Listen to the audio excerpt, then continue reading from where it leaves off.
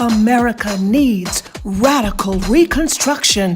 Join Bishop Franklin Reed III, Supervisor Marla Reed, and Kingdom Strategists to strengthen and encourage our country in the days ahead. Join Bishop Leah Daughtry, Dr. Jamal Bryant, Co-Pastor Susie Owens, Dr. Dennis Dickerson, Mr. Marcus Henderson, Elder Robin Ware, Dr. Darren Thompson, Reverend Tamika Reed Sims, Dr. Charles E. Goodman, and Bishop Franklin Reed III. Plan now for radical reconstruction, a virtual strategy meeting October 29th through October 31st. Live stream on all 30 Episcopal Districts social media, Facebook page, YouTube channel, and website. Connect your family and friends for this essential gathering and time of strengthening October 29th through the 31st. Plan now to attend Radical Reconstruction.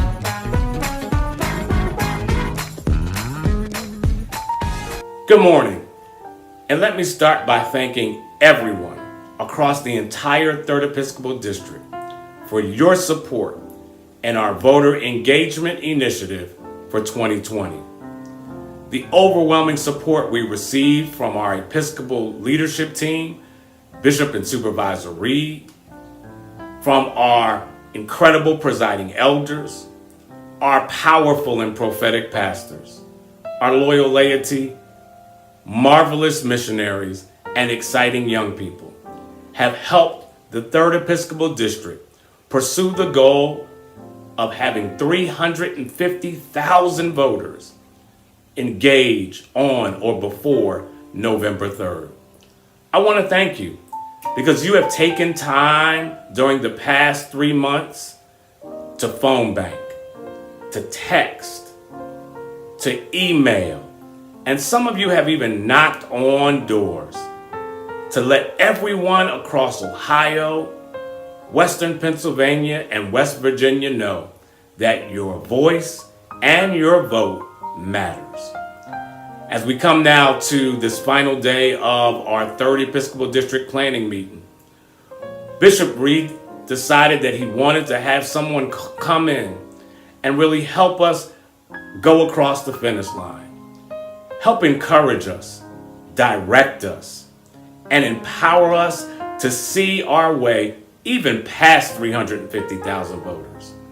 I want you to know that our part of ensuring 350,000 people get out and vote on or before November 3rd is part of the overall goal of 1.5 million voters engaging on or before Election Day, as endorsed and moved and encouraged by our Council of Bishops. So 3rd Episcopal District, thank you, as you have now locked in with the rest of our connection to make sure that people realize that this election, their voice, their vote truly matters. Now, some things you may have heard about the Democratic Party is that at the very core, at the very base of the Democratic Party lies African American women. That the party has had its successes based upon the dedication, determination, and commitment of African American women all across our country. I would share with you this morning that even beyond it being the core, at the very nucleus, at the very process, policies that go on from the Democratic Party, you will find outstanding African American women.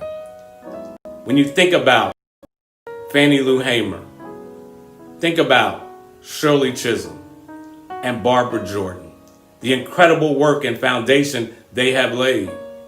Well, that portfolio has been picked up and expanded by people like Donna Brazile, Regina Thomas, Mignon Moore, Zena Pierre, and our presenter today, Bishop Leah Daughtry. It is my honor and privilege to present to some and introduce to others this outstanding young woman who continually shows herself approved and willing to do the work that God has ordained for God's people. She is a graduate of Dartmouth College, of Wesley Seminary. She's a PK, so you know we love PKs. And she has distinguished herself over the last decade being chief of staff for the Democratic National Committee, she has served as the CEO of not one, but two Democratic National Conventions. The one in 2008 held in Denver, Colorado, and the one in 2016 held in my hometown of Philadelphia. She is somebody you want to have in your corner when you are out there trying to convince, compel people about your policies and your politics.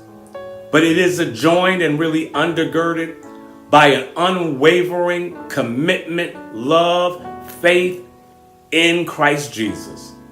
And so Bishop Leah Daughtry has taken time today to come be with the 3rd Episcopal District and encourage us, direct us, and push us over the finish line for November 3rd. And might I say this, the work really doesn't stop on November 3rd, but it really just continues as we continue to try to make our communities, our families, our churches, our cities, our states, our country a better place to live.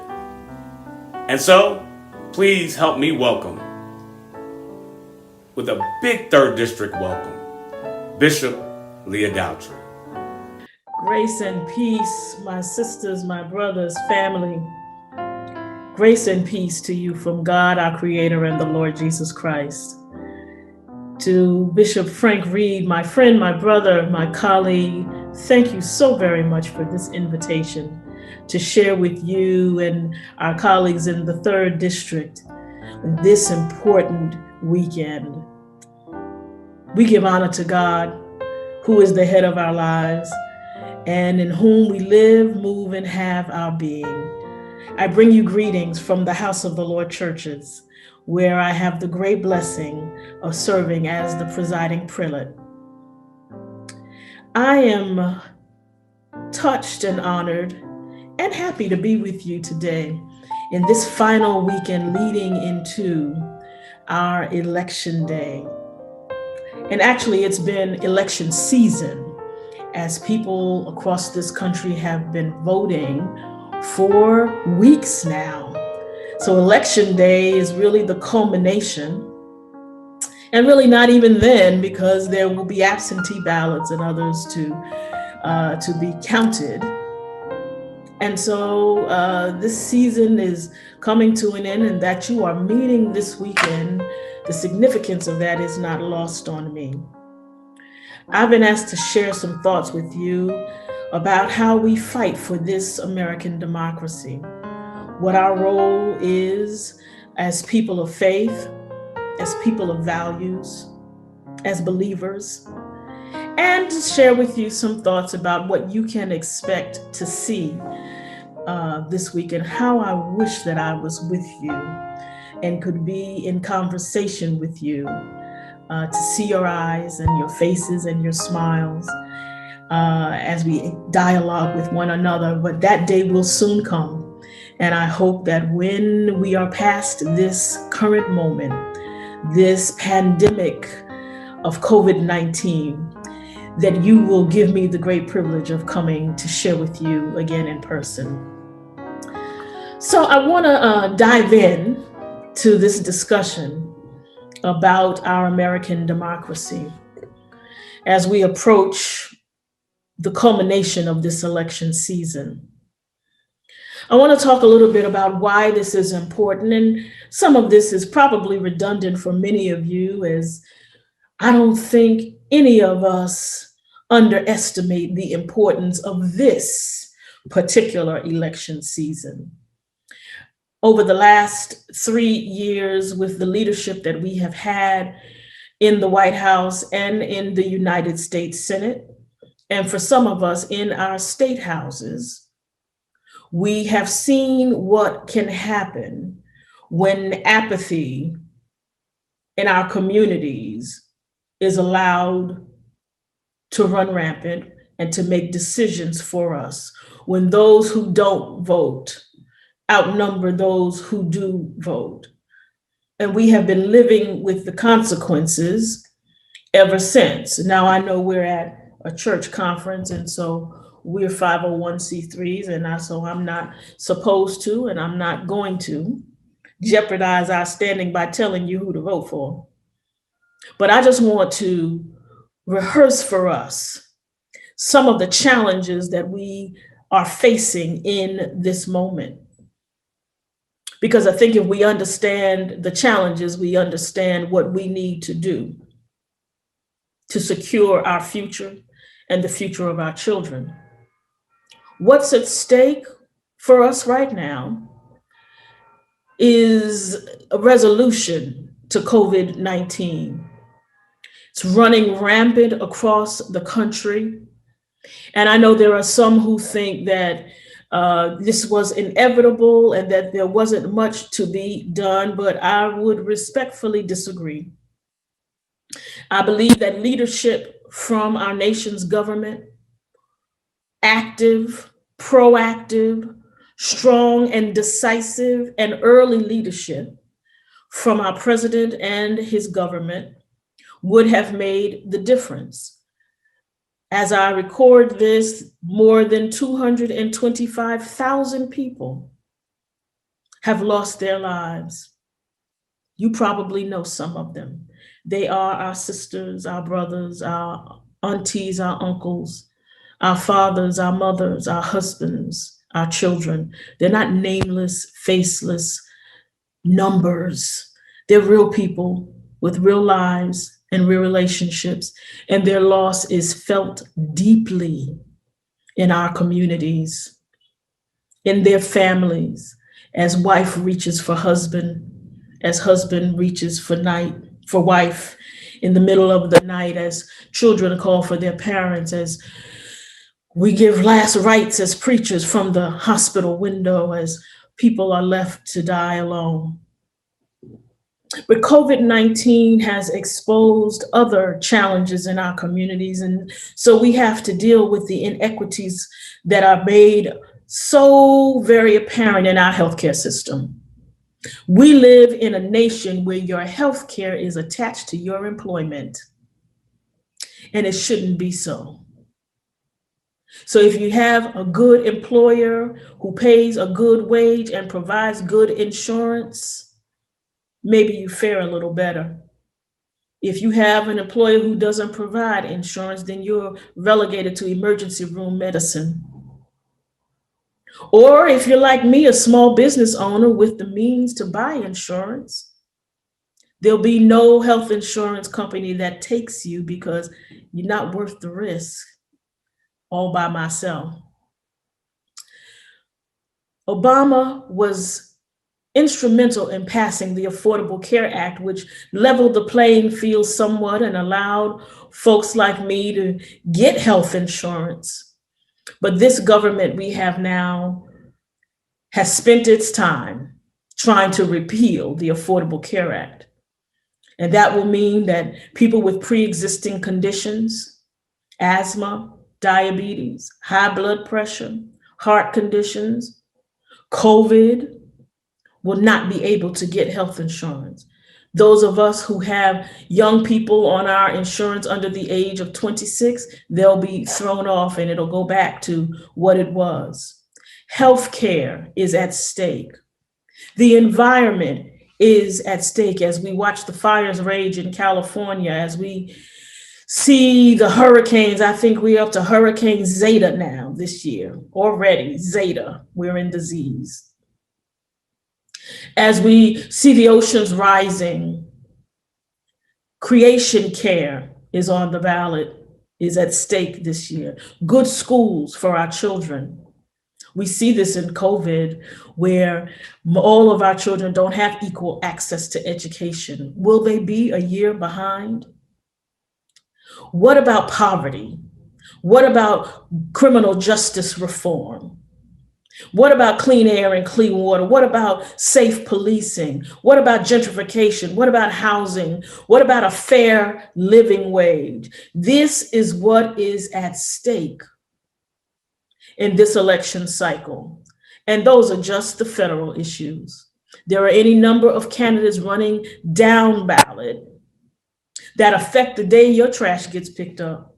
and what your property zoning laws are going to be, and how much property tax you're going to pay, and whether you'll be able to buy a house in the neighborhood that you want to buy a house in. They say that the lower on the ballot, the closer to your doorstep. Down ballot races are as important. These things are at stake this November. Hopefully, as I'm speaking to the believers in the 3rd District, in Ohio and Pennsylvania and my beloved West Virginia, I hope that you've already voted. I hope that you've already cast your absentee ballot or gone in person and stood online. Some of you may be waiting for Election Day. That's okay, but these things are on the ballot. These people, these candidates who've put themselves forward to try and address some of these issues, they're on the ballot. You can't turn this over to someone else and let someone else make the decisions for you. This is your opportunity on Election Day to make your voice heard, to cast your ballot, to cast your vote for people that you believe will help move our communities, our children, our nation forward. These next few days are going to be something we don't know that we've ever seen before. What we do know is that as of right now, more than 70 million people have already voted. 70 million, 52 million by mail ballots, and 26, almost 27 million in person. That's more than 56% of all the people who voted in 2016. We're on our way to record-breaking turnout. 1/3 of all registered voters have voted already, and that is tremendous. Now, we will see what the results are. What we do know is that traditionally, Democrats tend to vote early and tend to vote by mail, whereas Republicans tend to show up on Election Day. Whoever you vote for, make sure that you vote. And let me say this, if all of us who voted in 2016 vote again this time, the results will be the same. We need to find the people who didn't vote, who couldn't vote, who weren't registered in 2016. They will be the difference makers. We all know someone in our family who didn't have time, who didn't think it was important, who wasn't registered, who just sat on the sidelines. It is our responsibility this cycle to pull them off the bench, pull them into the game, and make sure that they cast their ballot and cast their votes. We know from the news that there is going to be, I'm not being prophetic, I'm telling you what's going to happen. There will be voter intimidation on Election Day. We know that in Pennsylvania, for example, they are allowing people to take guns to the polls. We know that if tradition just holds, there are going to be people at the poll that are going to try to intimidate our own people from voting, to scare them out of line, to scare them from staying in line to cast their votes. We've got to be prepared for that. The lines are going to be long. Even though we've had record turnout so far, trust me, there are some people, and I'm guilty, that are waiting for Election Day. The lines will be long. Some people are going to come to intimidate those standing in line and tell them, the polls are closing in 5 minutes, you can't vote. You didn't vote at 9 o'clock, you're not going to be able to vote. That's a lie, and it's a lie straight from the pit. As long as you are in line when the polls close, you are permitted to vote. What can we do as the people of God? What can we do as believers on Election Day? If you've already voted, why don't you make yourself a committee of one to go past your polling place? For those of you who lead congregations, adopt a precinct, adopt a polling place, and commit yourself to be there as a voice of moral authority, as a presence to give those in line the assurance that they may need, be their courage, be their strength, be their encouragement as they stand in line. Wear your collars if you have one. Wear your usher uniform if you have one of that. Take your mask. Take some water. What if we all, as people of God, commit to be a moral presence at the polling place?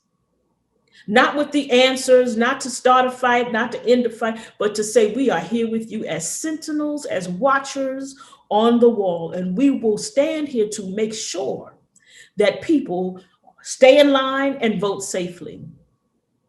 Why don't you think about that third district as something that you might undertake on election day? These next few days are going to be a challenge. The last gasp of power. They're holding on with their fingernails. They're gonna make it easy.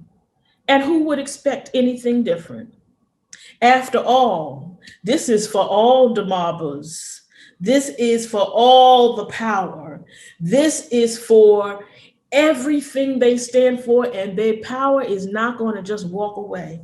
They're going to make this hard. They've been in court with all kind of lawsuits to try to stop people from voting. We can expect that. And let me tell you what else we can expect. We can expect voices in our own communities coming out of the woodwork with all manner of foolishness and shenanigans, saying all, as my mother would say, some of the headless things about the candidates that they like and don't like. Much of it will be untrue. Much of it will be surface and cursory. Much of it will not be deep analysis. And much of it will be from people that you haven't heard from in a month of Sundays, suddenly have decided that they want to be engaged and involved and that they have an opinion about what is happening right now. Expect it. That's what's going to happen as the patriarchy, as those in power seek to hold on to the power that they have. You need to be prepared for that and not discouraged by the noise that's going to be coming. You need to see it for what it is. And as our communities listen to some of the more popular voices, hear what they say, direct people to better information. Direct people to your bishop.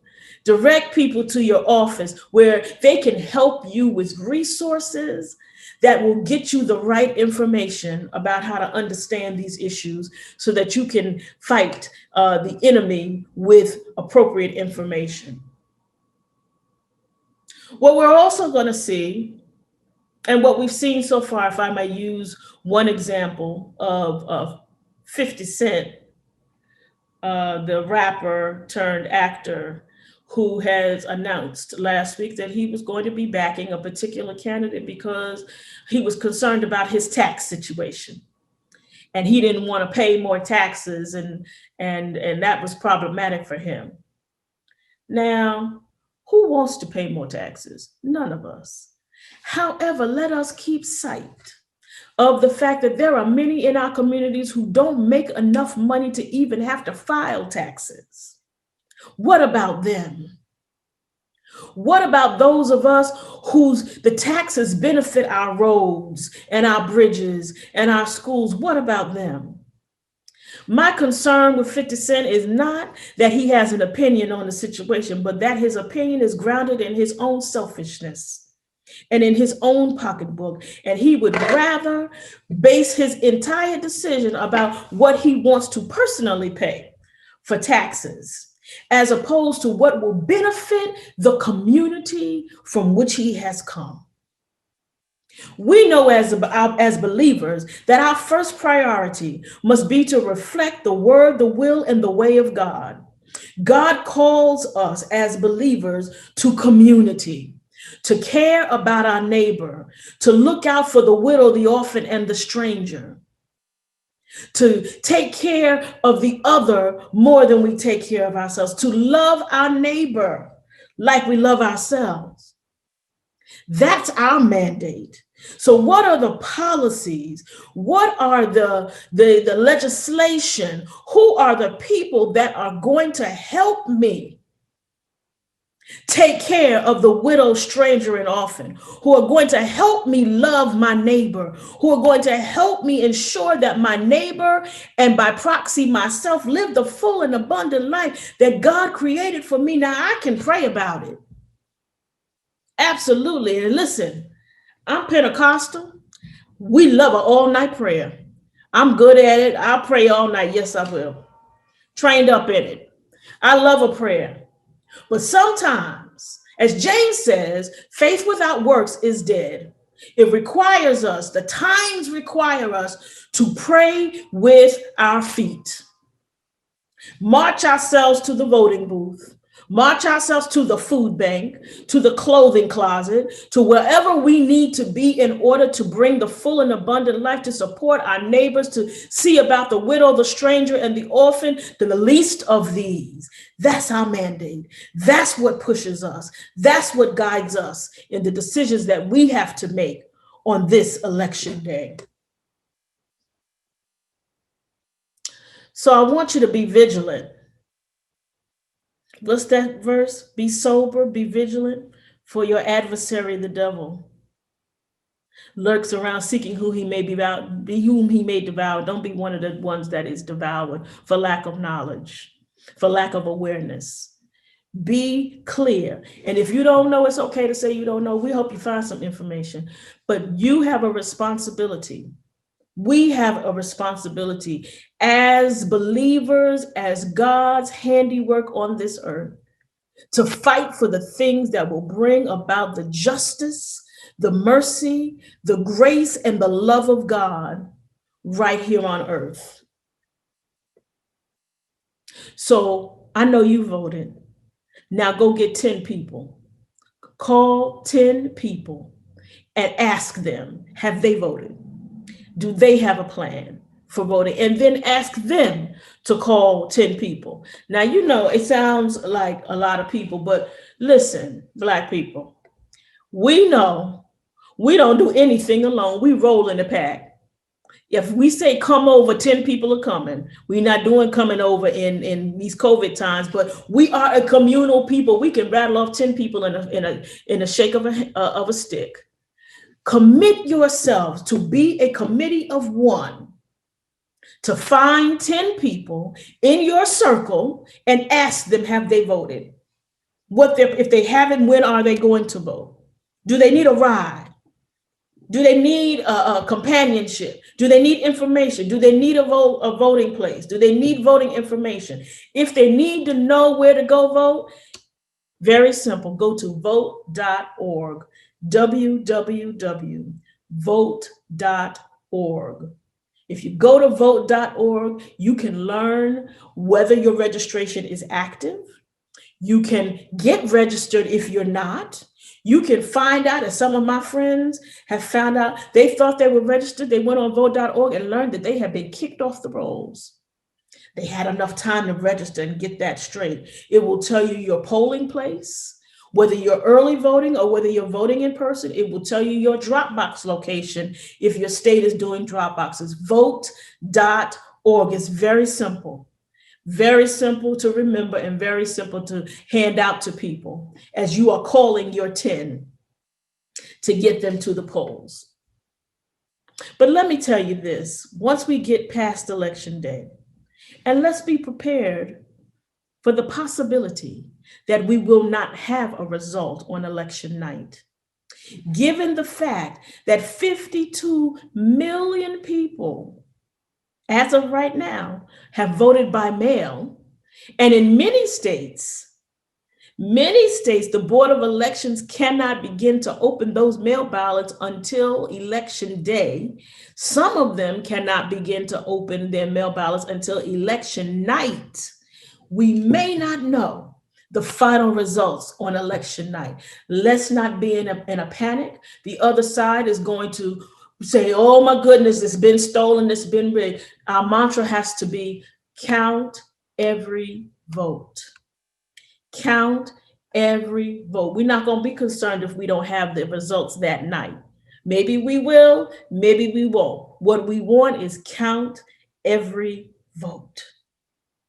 But when we get on the other side of the result, when the race is called and we know what leadership is going to look like for the next 4 years, I want to remind you of this simple thing. Hope is a journey, not a destination. Hope is a journey, not a destination. It doesn't end on election day. Our fight, our quest for freedom, liberation, and self-determination does not end on election day, does not end if we get the president we want or if we get the president we didn't want. It does not end there. Hope is a journey, not a destination. Our quest continues. And when we get past election day, we have to hold our elected officials accountable while they are in office. Remember that election day is really a hiring process. We're deciding who we're going to hire. And once they are hired, they are paid by the taxpayer. They work for you. They work for us. And they have a responsibility to us. We must hold them accountable. Politics is the only business that I know of where you get hired for a job and the boss never comes and checks on you.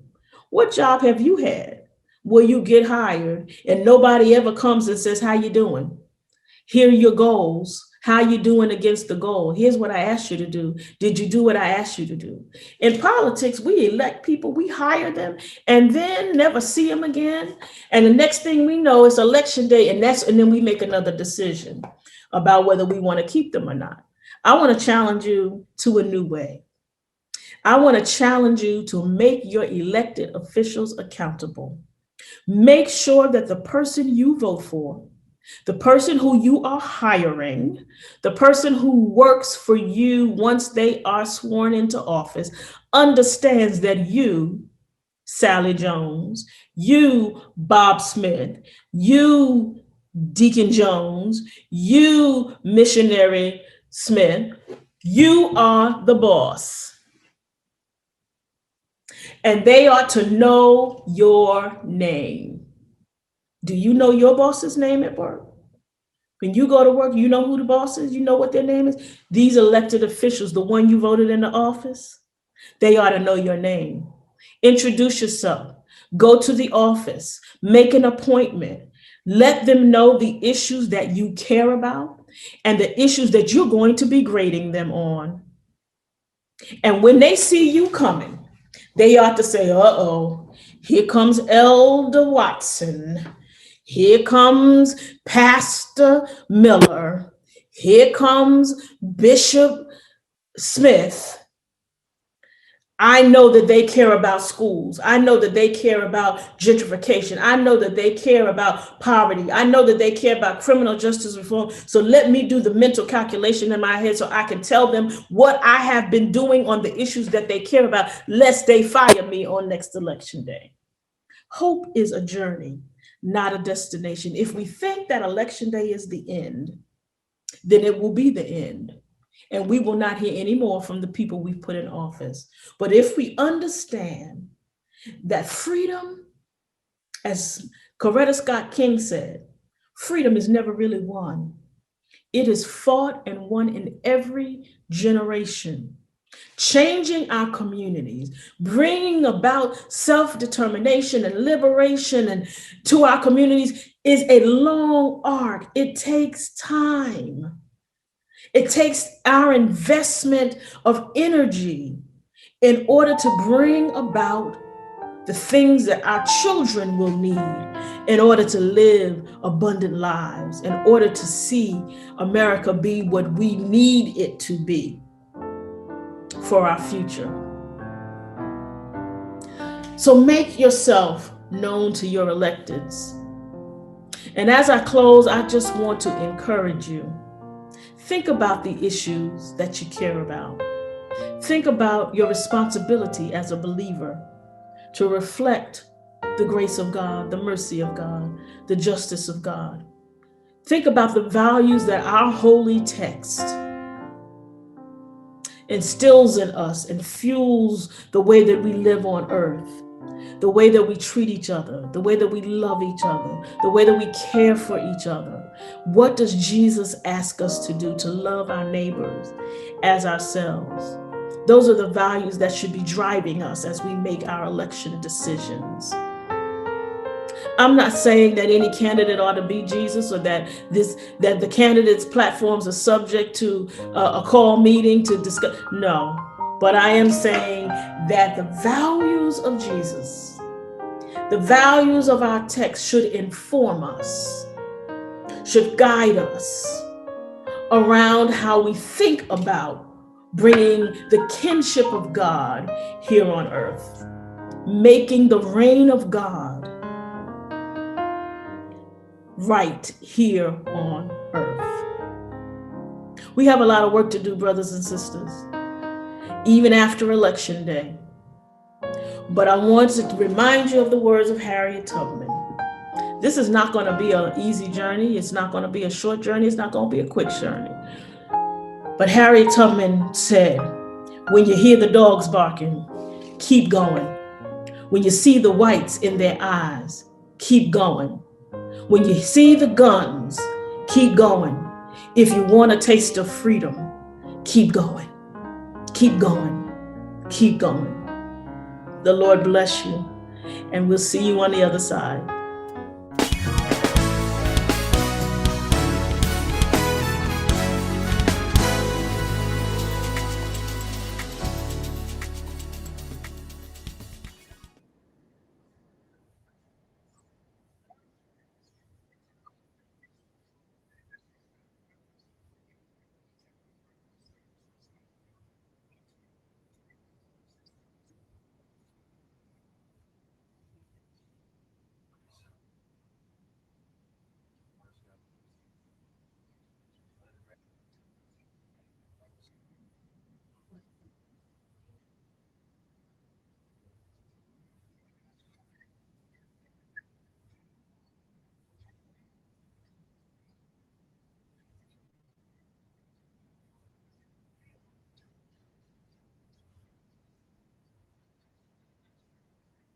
Electric fly.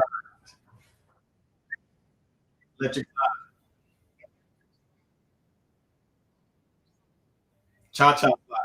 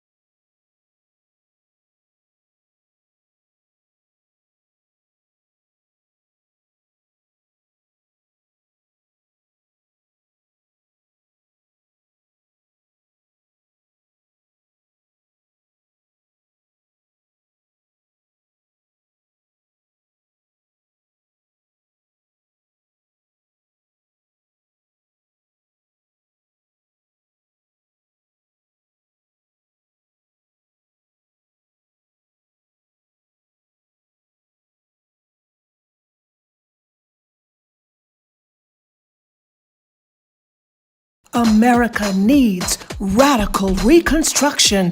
Join Bishop Franklin Reed III, Supervisor Marla Reed, and Kingdom Strategist to strengthen and encourage our country in the days ahead. Join Bishop Leah Daughtry, Dr. Jamal Bryant, Co-Pastor Susie Owens, Dr. Dennis Dickerson, Mr. Marcus Henderson, Elder Robin Ware, Dr. Darren Thompson, Reverend Tamika Reed Sims, Dr. Charles E. Goodman, and Bishop Franklin Reed III. Plan now for radical reconstruction, a virtual strategy meeting October 29th through October 31st. Live stream on all 30 Episcopal districts, social media, Facebook page, YouTube channel, and website. Connect your family and friends for this essential gathering and time of strengthening October 29th through the 31st. Plan now to attend Radical Reconstruction.